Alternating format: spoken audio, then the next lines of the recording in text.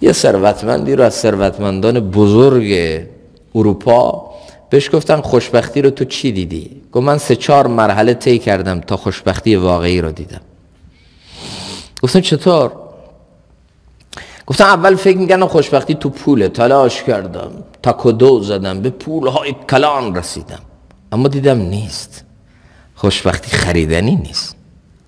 بعد گفتم خب شاید با اسباب امکانات گیر بیاد. رفتم همه اسباب امکانات رفاهی مجلل رو خریدم آوردم تو خونه، اما دیدم تخت دارم خواب ندارم، خونه لوکس دارم اما آرامش ندارم، سفره رنگارنگ دارم لقمه راحت از گلوم پایین نمیره، بازم نیست. تو پولم نبود، تو اسباب لوکس و مجللم نبود.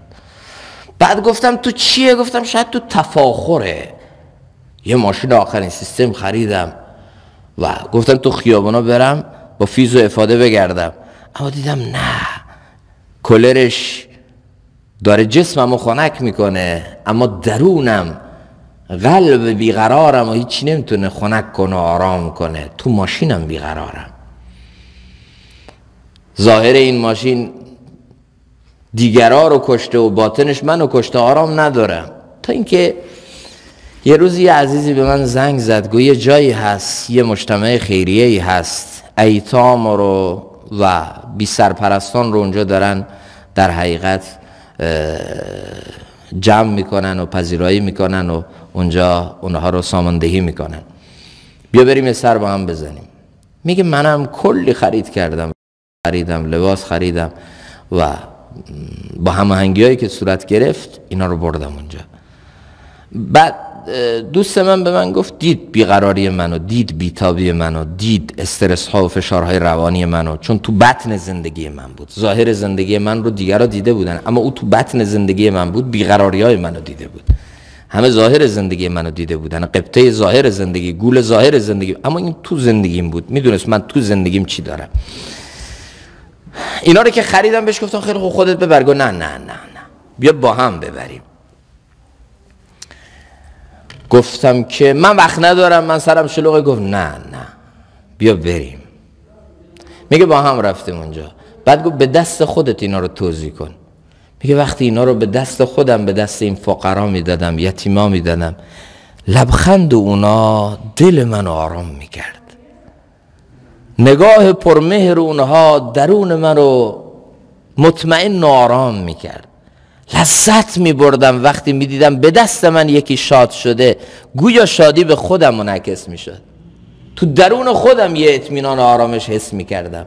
با هر شادی که تو اونا میدیدم پژواک و انعکاسش رو تو خودم میدیدم، لذت میبردم. چقدر زیبا! از همه این صحنه ها زیباتر اون صحنه‌ای بود که یکی از این بچه‌ها بهش لباس دادم، به من گفت که به پای من چسبید. من با یه لطفی با آرامش خواستم بچه رو از خودم دور کنم. گفتم ولم کن، میخوام برم، میام بهت سر میزنم. گفت بذار من یه مرتبه چهره‌تو قشنگ ببینم. گفتم چهره منو میخوای چیکار؟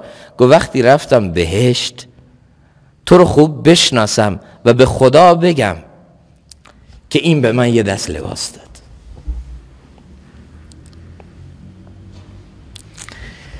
خدا رو میخوای ببینی؟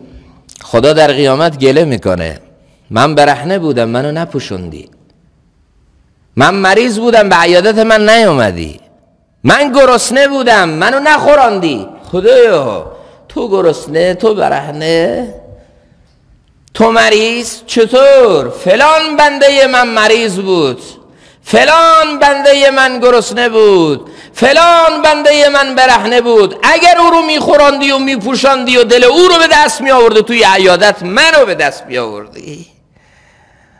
اون پیک من بود، اون قاصد من بود، اون بنده من بود. اگه اونو به دست میآوردی منو به دست میآوردی. چرا اونو به دست نیاوردی؟ چرا از کنارش بی تفاوت رد شدی؟ اون روز میگه با جمله این بچه من طعم خوشبختی رو تازه فهمیدم که خوشبختی تو خوشبخت کردن دیگرانه. من آدرس غلط داشتم، من مسیر رو اشتباه میرفتم، من نمیدونستم اصلا. به فکر خوشبختی دیگران باش تا پژواک و انعکاس خوشبختی رو تو درون خودت حس کنی. ظالم نمیتونه طعم خوشبختی بچشه. اگرچه ثروت عالم تو دستش باشه، اگرچه همه اسباب و امکانات دنیا کنارش باشه، چون همیشه پژواک و انعکاس بدیهای خودشیه، خودشو داره تو وجود خودش حس میکنه.